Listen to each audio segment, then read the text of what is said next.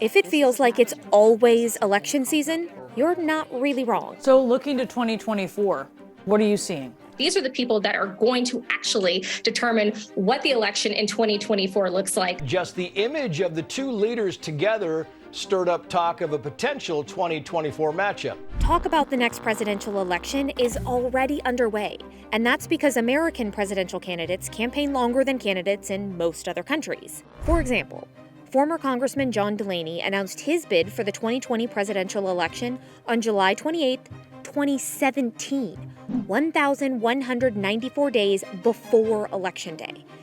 That's enough time to play 41 World Cups, 75 Summer Olympics, or to watch the final 2020 presidential debate 19,000 times. So why is election season so long?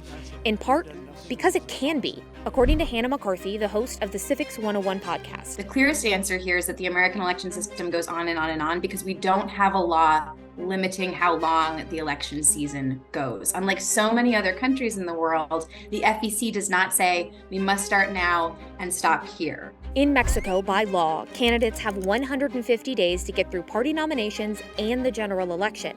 In Japan, the law limits candidates to just 12 days of campaigning.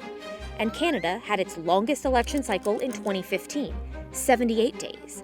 Also responsible for the never-ending campaign cycle in the U.S., former President Jimmy Carter.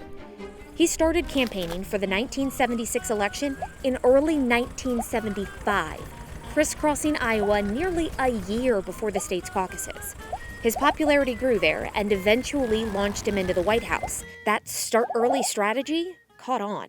It really is in 1976 where you start to see these primaries proving themselves not just as a way for a candidate to get their foot in the door early, but as an important place that you have to prove yourself in order to win the nomination down the line. Money is another reason campaign season never seems to end, according to political science professor Michael Traugott. American campaigns are very expensive.